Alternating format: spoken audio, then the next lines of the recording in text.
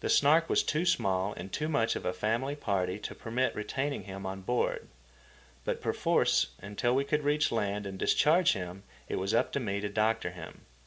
I read up the books and proceeded to treat him, taking care afterwards always to use a thorough antiseptic wash. When we reached Tutuila, far from getting rid of him, the port doctor declared a quarantine against him and refused to allow him ashore. But in Apia, Samoa, I managed to ship him off on a steamer to New Zealand. Here at Apia, my ankles were badly bitten by mosquitoes, and I confess to having scratched the bites, as I had 1,000 times before. By the time I reached the island of Savaii, a small sore had developed on the hollow of my instep. I thought it was due to chafe and to acid fumes from the hot lava over which I tramped. An application of salve would cure it, so I thought. The salve did heal it over, whereupon an astonishing inflammation set in. The new skin came off, and a larger sore was exposed. This was repeated many times. Each time new skin formed, an inflammation followed, and the circumference of the sore increased. I was puzzled and frightened. All my life my skin had been famous for its healing powers, yet here was something that would not heal. Instead, it was daily eating up more skin, while it had eaten down clear through the skin and was eating up the muscle itself. By this time the Snark was at sea on her way to Fiji. I remembered the French sailor, and for the first time became seriously alarmed. 4 other similar sores had appeared, or ulcers rather, and the pain of them kept me awake at night. All my plans were made to lay up the Snark in Fiji and get away on the first steamer to Australia and professional MDs. In the meantime, in my amateur MD way, I did my best. I read through all the medical works on board. Not a line nor a word could I find descriptive of my affliction. I brought common horse sense to bear on the problem. Here were malignant and excessively active ulcers that were eating me up. There was an organic and corroding poison at work. 2 things I concluded must be done.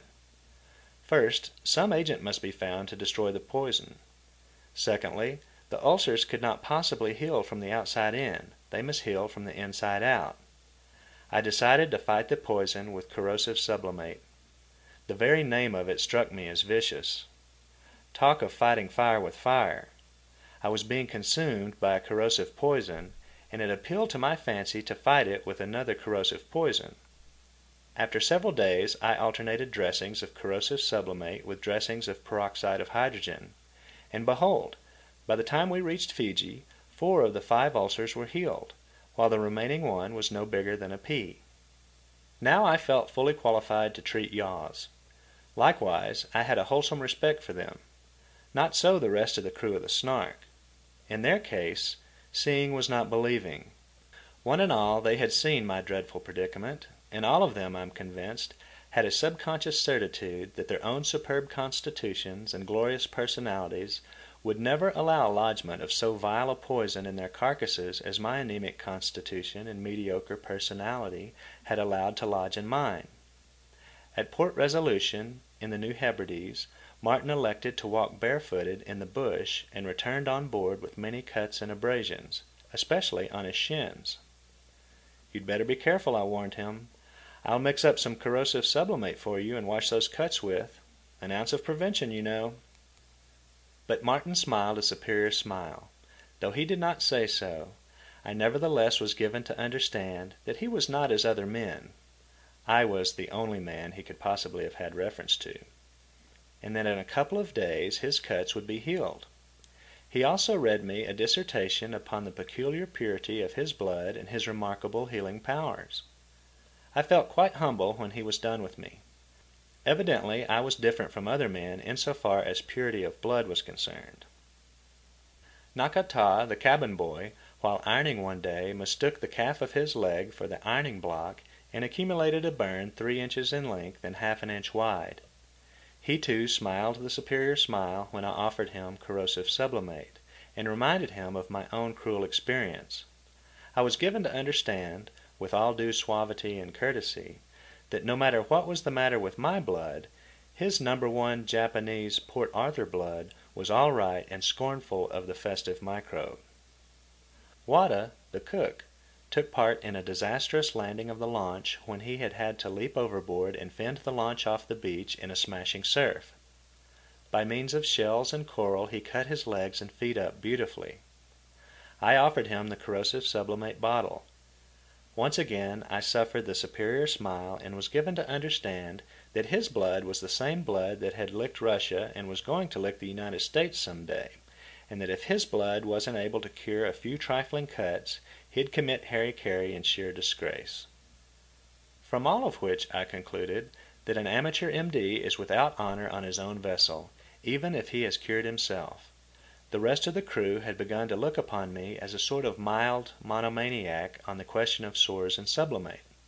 Just because my blood was impure was no reason that I should think everybody else's was.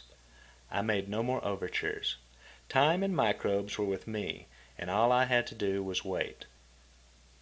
"I think there's some dirt in these cuts," Martin said tentatively after several days. "I'll wash them out and then they'll be all right," he added, after I had refused to rise to the bait. 2 more days passed, but the cuts did not pass, and I caught Martin soaking his feet and legs in a pail of hot water.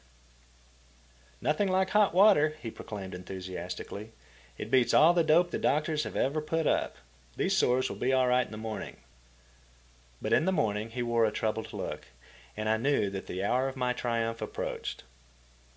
"I think I will try some of that medicine," he announced later on in the day. "Not that I think it'll do much good," he qualified, "but I'll just give it a try anyway."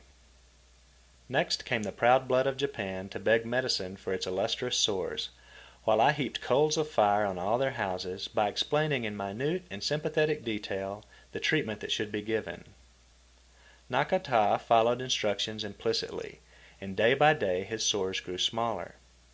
Wada was apathetic and cured less readily. But Martin still doubted, and because he did not cure immediately, he developed the theory that while doctors' dope was all right, it did not follow that the same kind of dope was efficacious with everybody. As for himself, corrosive sublimate had no effect. Besides, how did I know that it was the right stuff? I had had no experience. Just because I happened to get well while using it was not proof that it had played any part in the cure. There were such things as coincidences. Without doubt, there was a dope that would cure the sores, and when he ran across a real doctor, he would find what that dope was and get some of it. About this time we arrived in the Solomon Islands. No physician would ever recommend the group for invalids or sanatoriums. I spent but little time there, ere I really, and for the first time in my life, comprehend how frail and unstable is human tissue. Our first anchorage was Port Mary, on the island of Santa Ana. The one lone white man, a trader, came alongside. Tom Butler was his name, and he was a beautiful example of what the Solomons can do to a strong man. He lay in his whaleboat with the helplessness of a dying man. No smile and little intelligence illumined his face. He was a somber death's head, too far gone to grin. He too had yaws, big ones. We were compelled to drag him over the rail of the Snark. He said that his health was good, that he had not had the fever for some time, and that with the exception of his arm, he was all right and trim. His arm appeared to be paralyzed. Paralysis he rejected with scorn. He had had it before and recovered. It was a common native disease on Santa Ana, he said, as he was helped down the companion ladder, his dead arm dropping, bump bump, from step to step. He was certainly the ghastliest guest we have ever entertained, and we had not a few lepers and elephantiasis victims on board. Martin inquired about the yaws, for here was a man who ought to know. He certainly did know, if we could judge by his scarred arms and legs and by the live ulcers that corroded in the midst of the scars. "Oh, one got used to yaws," quoth Tim Butler.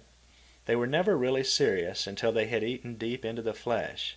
Then they attacked the walls of the arteries, and the arteries burst, and there was a funeral." Several of the natives had recently died that way ashore. But what did it matter? If it wasn't yaws, it was something else in the Solomons. I noticed that from this moment Martin displayed a swiftly increasing interest in his own yaws. Dosings with corrosive sublimate were more frequent, while in conversation he began to revert with growing enthusiasm to the clean climate of Kansas and all other things Kansan. Charmian and I thought that California was a little bit of all